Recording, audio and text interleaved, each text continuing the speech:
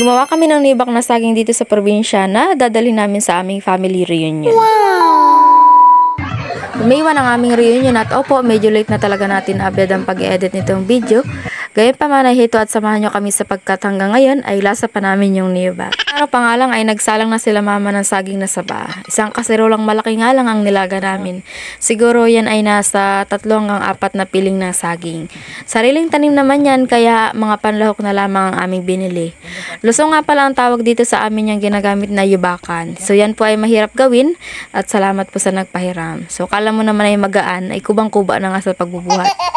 Dito kami sa labas mag-aabed nito, kasama lang natin si Busminat. Una ay nagbayo muna kami ng balat, which is para malinis din yung yubakan. Though hinugasan naman na yan ni mama ay pang doble linis lang. After ng balat ay kaunting laman na saging para madala yung mga kahoy-kahoy dun sa yubakan kung meron man. So hindi naman nasayang yan kasi binahog ko naman sa mga isda.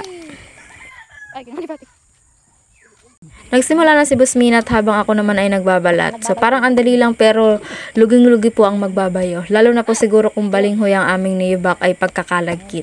Sa ngayon po ay wala pa kaming tanim na balinghoy kaya ito po muna saging ang aming niyobak. So same ingredients lang naman yung ginagamit namin, asukal, margarine at peanut butter. Sa iba ay gumagamit sila ng ibang pangpatamis tulad ng condensed milk. Yung iba naman may dinudurog na mani o kaya ay kinayod na mura or nyog. So basta kanya-kanyang style po.